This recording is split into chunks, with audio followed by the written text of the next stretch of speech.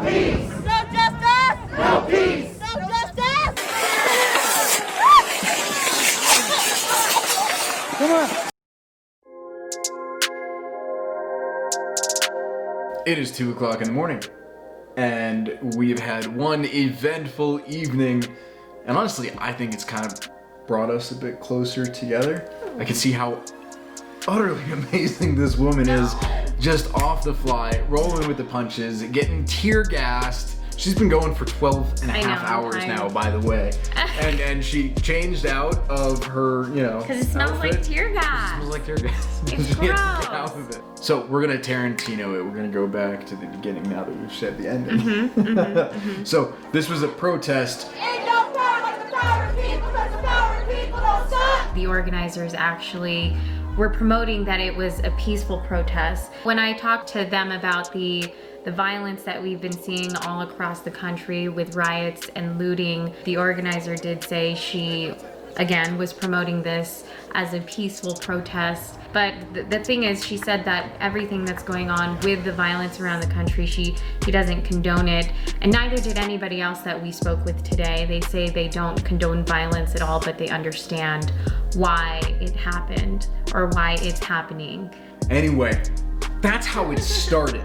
All right. Peaceful protest. People were wearing masks. Social distancing was almost impossible, to be honest, but they were trying to be respectful. Right after 5 o'clock, we got a message that the Reno Police Department there was either a fire there or it was being vandalized and people were marching there.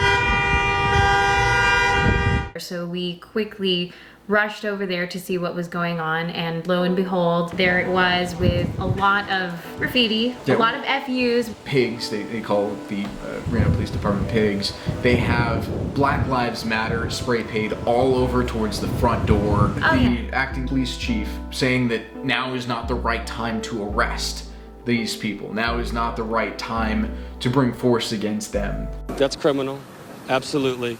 And I'm not saying what they did was right. I'm just saying I understand where they're coming from. I understand the social movement they're trying to start. And there's a time and a place to arrest people for this kind of thing, and right now is not the time. They're gone now. Now tonight on 2 News at 11, we'll hear more from protesters and also how the Reno Police Department will be responding going forward. Covering the story live, Michelle Lorenzo, 2 News. And then you think you're in the clear after that when we get reports of a fire at City Hall. You can see the protesters with a baseball bat smashing in the windows. Someone with a skateboard also smashing in the windows of City Hall. And eventually someone getting inside and setting fire to City Hall. That's not the only thing that got shattered. Jefferson's news vehicle, the back windshield was shattered. I drive a Jeep. Sure is a nicer one. I do. I drive a nicer news car than Jefferson does, but they decided to break the glass on his car. She had to stay with the car, away from the crowd for a little bit. At times, not. I would just get mad because I was like, we're missing things. Yeah. Like, I'm like, I don't want to sit here. One of us needs to do this. So do we want to go there though, just to get video of that? I kind of do. Well, I got him breaking in. I have him throwing the thing against the... Is it okay if we do get video over there? No, I'll just come with you. I'll come with you.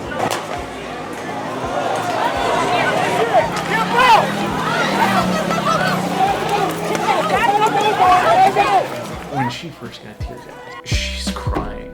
Oh man, it took every little bit of my restraint not to rush out and go to Riot. I would have given anything to have someone else anchor so I could go and be with her. Oh, it broke my heart.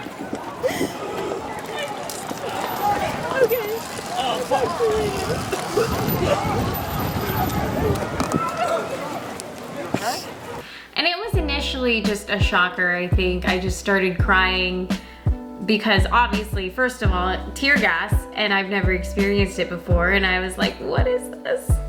What's happening? And then I see Jefferson's car with the window broken, and I'm like, oh my gosh, I'm scared now. That was a temporary feeling of fear, just that 1 second. Let's walk them through what else happened in the night too. The protesters and the police kept on doing the minor little scrimmages. They tear gassed so many times. There's actual footage that they aired of me, Jefferson, and our chief photographer running away from the tear gas because we got hit pretty hard, and it wasn't Show just it to one you or right two now. times. You could hear her screaming. Come on.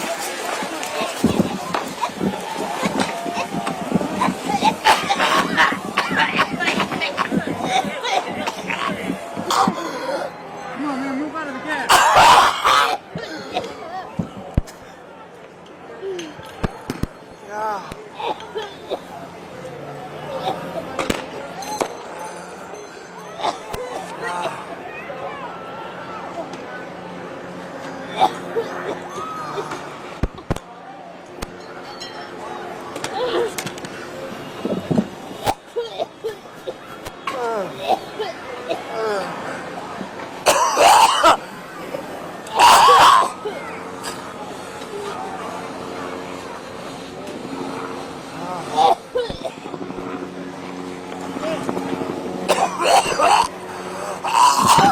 I was taken off guard when I heard her scream. I didn't even know they aired it. I didn't know we were live. I was just like, I need to get out because being hit with tear gas is not fun.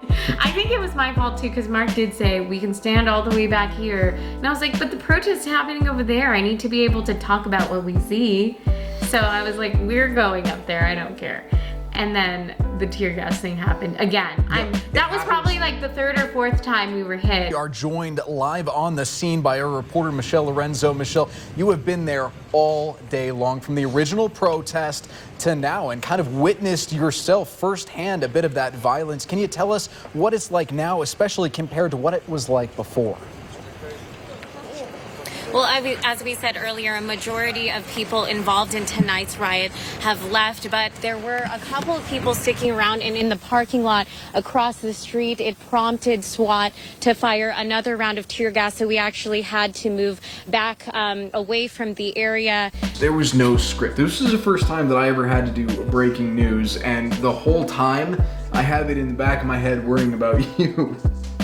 And the whole time I'm having to try and tell the story of what's going on with very limited information, kind of repeating myself a little bit, but as new information was coming in, you know, reading it right from my phone and giving the details, having you as my reporter just, tremendously helped. Michelle, thank you. I'll let you take a little break, and we do want to find out if those protesters are moving further down south towards that Midtown area. Honestly, this was an intense night, but this made me love you even more. Why? No, you're just amazing. You're so talented. We're gonna take the world by storm, this whole anchor reporter or dual anchor or dual reporter combo. Who knows what the world has in front of us and in store for us, but God, I know if I'm together with you, we're gonna conquer it. You're so cute. You're a good talker. See? He did this for 3 hours, but I was like, I'm not gonna promise that that was the most exciting vlog from us that you'll see.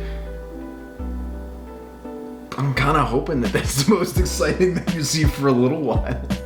I mean, some boring stories might be good for us for a minute. I was talking about gardening last weekend. He was talking about gardening last weekend. That's so true. That's so true. And then the weekend before, I was talking about chickens being rescued from a farm. Hey. That was fun. Yeah. It was fun. I really do think it is important to show what reporters go through and what the news goes through just to get the accurate information out. All right. Well, thanks again for tuning in. Hit that subscribe button. You'll see more from us. Right, babe? Yep.